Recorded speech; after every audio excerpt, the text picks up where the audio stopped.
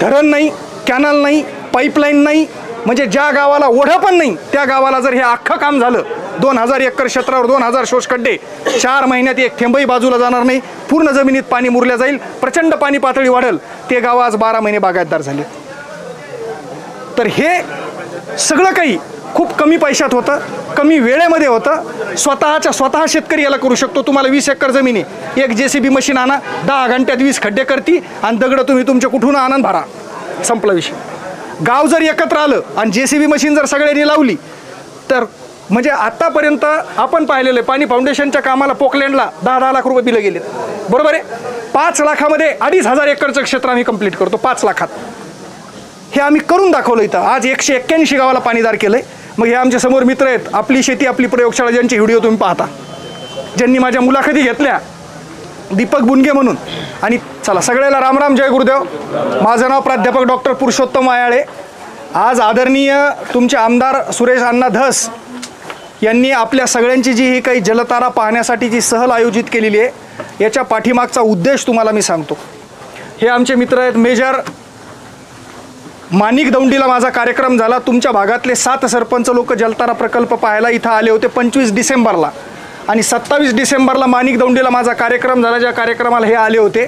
यांनी बघितलं की हा प्रकल्प गावाला कशा पद्धतीनं पाणीदार करतो. आणि शेतकऱ्याच्या समोरचे जे 2 संकट आहेत आज प्रत्येक शेतकऱ्याच्या समोर, पाणी पातळी खोल गेल्यामुळं आर्थिक उत्पन्न कमी झालं आहे, आणि दुसरं संकट जे ते जास्त पावसामध्ये रान पाणी धरायला चिबडायला लागले, पाण्याचा निचरा होत नाही आहे, आणि त्याच्यामुळं शेतकऱ्यांचं खरीपाचं आणि रब्बीचं सगळं सर्कल इनबॅलेन्स झालं आहे आणि आर्थिक उत्पन्न कमी झालं आहे. आणि मग त्यावर आपण 2020ला जलताराचं संशोधन केलं. मी 2006 पासून art of living Gurudev Shri Ravishankarji यांच्या संस्थेबरोबर जुडलेलो आहे. मी आर्ट ऑफ लिव्हिंगचा प्रशिक्षक म्हणूनही काम करतो. गावागावामध्ये तणावमुक्तीचे, निरोगी जीवन जगण्याचे, व्यसनमुक्तीचे सगळे शिबिरं आम्ही घेतो. पण मी खास या गावात राहतो. हे छोटंसं गाव आहे माझं. माझे वडील शेतकरी होते, आजोबा शेतकरी होते, आणि आज शेतकऱ्यांच्या समोर पाणी नसल्यामुळं जे आर्थिक संकट उभं राहिलं आहे. बघा, आपल्या आजोबानं ज्या शेती केल्या त्या पाण्याच्या शेती होत्या. त्यावेळेस 100 फुटावर पाणी लागायचं. वडिलाकडे आल्यावर जिरायती झाले मेजर, बरोबर आहे की नाही. 2 पिकावर आलो ना, आपल्या हातात आल्यावर कोरडवाहू झालं आहे.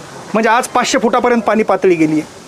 मग शेतकरी मित्र, तुम्हाला सगळ्याला माहिती आहे की शेतीला लागणाऱ्या सगळ्या साधनापैकी महत्त्वाचं साधन म्हणजे पाणी आहे, बरोबर ही गोष्ट.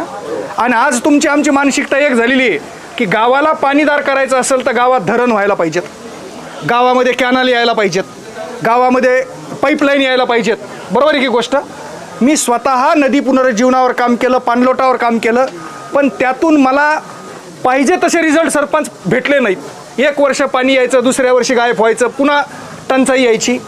आणि मग हे काम करत असताना मला एक अमेरिकेतला मित्र मिळाला, ज्याने मला खूप मोठी मदत केली. आणि आम्ही दोघांनी मिळून या जलतारा नावाच्या नवीन पाणलोटाच्या किंवा पाण्याच्या एका नवीन प्रकल्पाचा शोध लावला, ज्याचा शोध मी माझ्या स्वतःच्या शेतात लावलेला आहे. ही जलताराची जन्मभूमी आहे. हे 25 एकरचं माझं शेत आहे, रोडवर आहे. हे हॉटेल पण माझीच आहे. इथं 15-20 पोरांचा रोजगार आज त्यांच्या हाताला मिळाला आहे. समोर आपण जे ग्राउंड केलेलं आहे कमर्शियल असल्यामुळं आता इथून आमचा समृद्धी महामार्ग चालला आहे, म्हणून तो मी आता प्लॉटिंग करतोय. पण त्याच्यातही जलताराचे शोषखड्डे आहेत. मग माझ्या लक्षात आलं की आज काय झालेलं आहे तुमच्या माहितीसाठी सांगतो. पाऊस पडतो आणि वाहून जातो, पाण्याला थांबायला जागा नाही. आणि पाण्याची साठवणूक ही जमिनीच्या वर नाही आहे, पाण्याची साठवणूक जमिनीच्या खाली आहे, बरोबर आहे. मागच्या 50 वर्षापासून आपण विहिरीन बोरवेलनं फक्त भोकाडं पाडणं चालू आहे, बाहेर काढणं भरणं बंद आहे. पाणी पाऊस पडायला वाहून चालला. पाण्याची साठवणूक जमिनीच्या भूगर्भात आहे. मग माझ्या लक्षात आलं 2019ला मित्र इथं हिरवं पान पण दिसत नव्हतं. डिसेंबरमध्ये विहीर कोरडी पडायची, ढोराला प्यायला आम्हाला टँकरनं पाणी आणावं लागायचं, आणि प्यायला पण पाण्याचा थेंब पण नव्हता. मग मी लक्षात घेतलं की इथं पाऊस पडतो ना 25 एकरमधून वाहून जातो. मग मी लक्षात घेतलं की विहीर पुनर्भरण एक योजना शासनाची आहे, ज्याच्यामध्ये विहिरीच्या भोवती 4-5 शोष खड्डे करतात आणि पाण्याला जमिनीत मुरवतात, विहिरीची पाणी पातळी वाढते.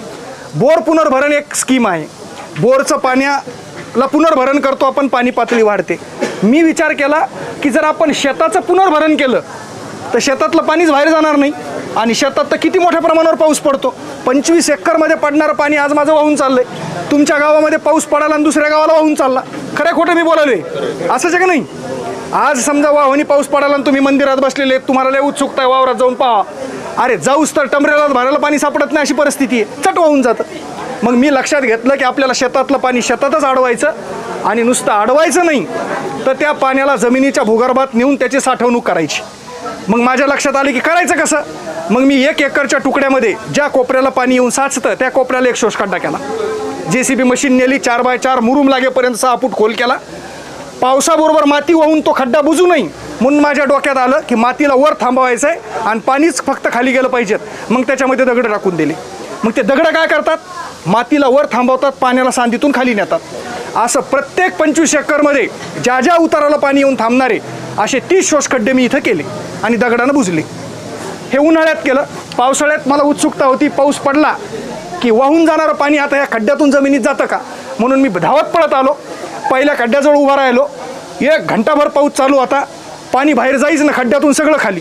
मला वाटलं दुसऱ्या खड्ड्यातून पाणी बाहेर चाललं का, दुसऱ्या खड्ड्याकडे गेलो, त्याच्यातूनही पाणी खाली. 30 खड्ड्याकडे येण्यासारखं पळत होतो. सगळं पाणी भाड नरसळं लावल्यासारखं जमिनीत चाललं होतं. माझ्या लक्षात आलं, पहिले माझी जी विहीर आहे आत्ता 40 ते 45 फूट खोलीची, डिसेंबरमध्ये कोरडी पडायची, जूनमध्ये पावसाळा सुरू झाल्यावर जुलैमध्ये 2 फूट पाणी यायचं, ऑगस्टमध्ये अर्धी भरायची, सप्टेंबरमध्ये पूर्ण भरायची, ऑक्टोबरमध्ये मोटर सुरू झाली की नोव्हेंबरमध्ये कोरडी पडायची, डिसेंबरमध्ये थेंबी नसायचा.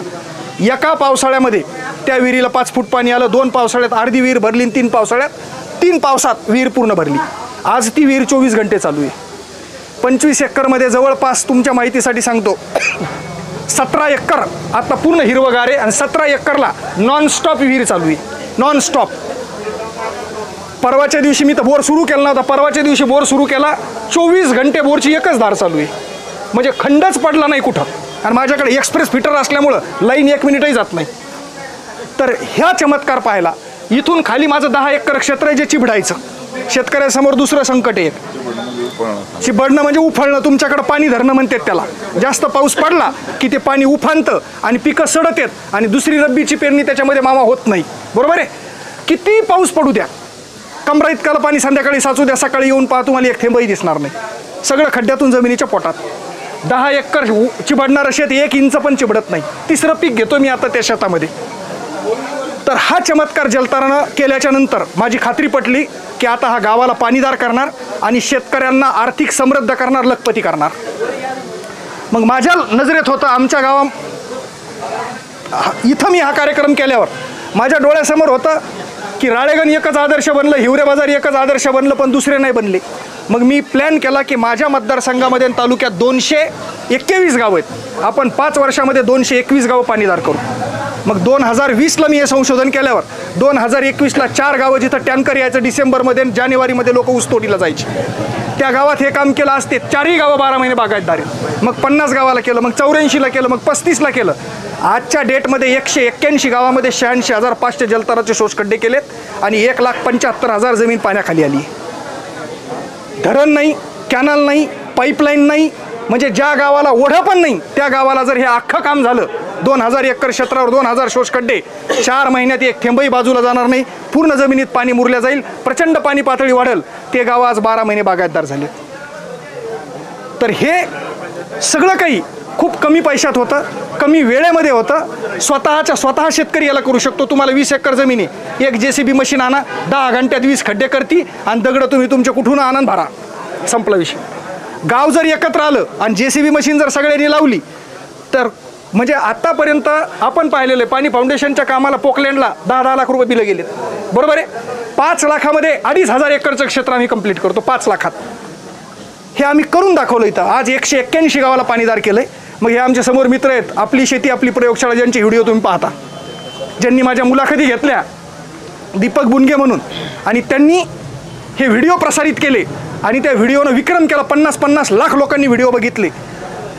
आणि मग अण्णांना पण व्हिडिओज बघितला होता आणि त्यांनी मला त्या दिवशी मच्छिंद्रनाथ गडावर बोलवलं. या लोकांनी एवढा सत्कार केला की प्रोटोकॉल नसताना मला CMच्या हाताने यांनी सत्कारित केलं. आणि मग त्याच दिवशी अण्णा म्हणले की माझ्या तालुक्याला पण मला पाणीदार करायचं आहे. मित्रहो, शेतीला लागणाऱ्या सगळ्या साधनापैकी पाणी महत्त्वाचं आहे. मी माझ्या तालुक्यात जे काम केलं त्या गावात अशी परिस्थिती होती, 10 एकरच्या शेतकरी, 10 सदस्यांचं कुटुंब राहणारं, पाणी नसल्यामुळे एक माणूस शेती करायचा, 9 रोजदाऱ्या करायची.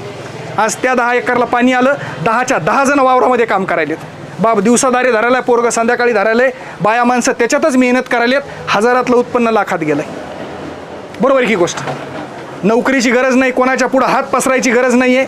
असं स्वयंपूर्ण शेतकऱ्यांना पाणी करतं आणि ते इतक्या सहजतेनं आपण जलताराच्या माध्यमातून आज शेतकऱ्यांच्या समोर हा एक प्रयोग ठेवलेला आहे. आज तुम्ही इथं आलात.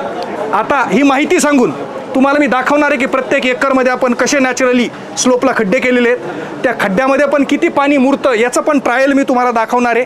कारण खूप लोकांना वाटतं, आणखी नाही आपली मानसिकता आहे की धरणच पाहिजेत.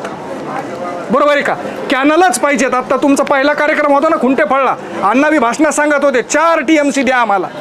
अरे मी सांगतो तुम्हाला, तुमच्या आष्टी तालुक्यातल्या 127 किंवा 150 गावामध्ये हे काम करा. तुम्हाला मी सांगतो, तुम्हाला धरणाची गरज नाही, की 1 रुपयाची गरज नाही. अख्ख्या आष्टी तालुका 100% हिरवागार आणि पाणीदार आपण करू. कारण 4 महिन्यामध्ये जे पाऊस पडतो ना, या पावसाचं व्हॅल्युएशन तुम्हाला माहीत नाही आहे. एक खड्डा किती पाणी नेतो याचे कॅल्क्युलेशन मी तुम्हाला दाखवणार आहे आता काही वेळामध्ये. चक्रावून जाल तुम्ही त्यावेळेस म्हणता की एक खड्डा काय चमत्कार करू शकतो.